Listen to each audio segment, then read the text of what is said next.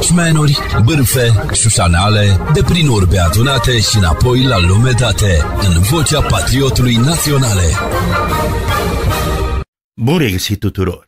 Am un prieten care m-a întrebat acum câteva zile cum de, Doamne iartă-mă, nu am reușit și eu să mă aliniez vremurilor pe care le trăim. Vreme de 3 decenii am rămas un naiv, un independent, obiectiv și echidistant în tot ceea ce fac și mai ales în relația cu politicianismul mioritic.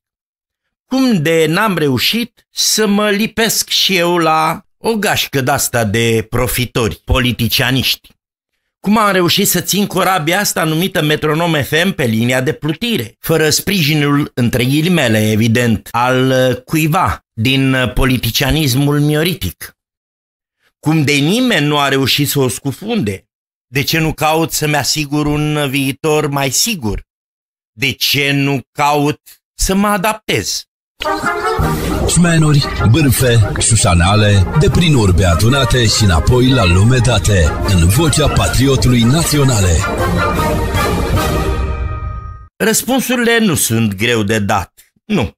În primul rând, așa cred că am fost eu educat.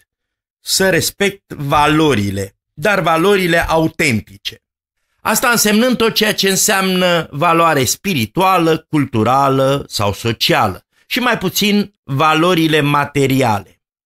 Asta probabil că mă face incompatibil cu scara de valori la care, din păcate, cei mai mulți dintre români se raportează astăzi. La material, la bani.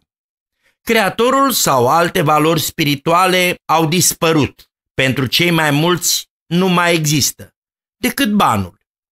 Apoi, așa cum am învățat de la colegii de la BBC în cei mai bine de 15 ani de colaborare, în meseria asta de jurnalist trebuie să rămâi vertical și mai ales imparțial. A fost greu, dar am avut și satisfacții să pot să ajung la borna celor 30 de ani de activitate în domeniul audiovizualului. Așa cum spuneam și pe site-ul postului nostru de radio, nu ne-au dat șanse prea mari de supraviețuire la începuturi, pentru că plecam la drum cu o echipă de total necunoscuți, așa cum eram și eu în ale jurnalismului și mai ales în ale radioului. Dar eu de obicei mă aliniez în spatele unei idei, unui proiect care are în primul rând o valoare spirituală, socială sau culturală, nu neapărat materială. Probabil că acesta este secretul longevității. Nu mi-a plăcut niciodată să mă fac că fac ceva sau să fac de dragul de a face. Cei care mă cunosc mai bine știu asta. Nu mi-a plăcut niciodată să lingușesc sau să stau ghiocel în fața cuiva, să aplec spinarea ca să-mi fie bine, să mă mint sau să-i mint și pe alții că este bine sau că a fost bine. Nu. Probabil că toate aceste lucruri m-au făcut incompatibil cu aceste vremuri. Dar din păcate ce să fac? Nu pot fi altfel. Mai am încă niște valori la care țin.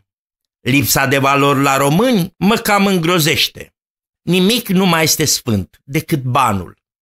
Când românul se întoarce acasă dintr-o călătorie, de pe alte meleaguri sau dintr-o vacanță, nimeni nu-l întreabă ce muzee a vizitat sau ce galerii de artă a văzut sau ce vestigii istorice a descoperit și cunoscut, ci doar ce și de unde și-a făcut shoppingul și ce și-a mai cumpărat.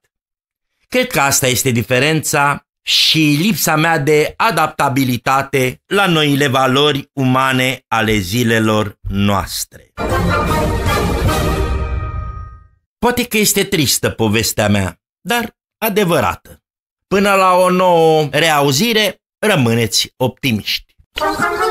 Șmenuri, bârfe, șușanale, de prin urbe adunate și înapoi la lume date, în vocea patriotului naționale.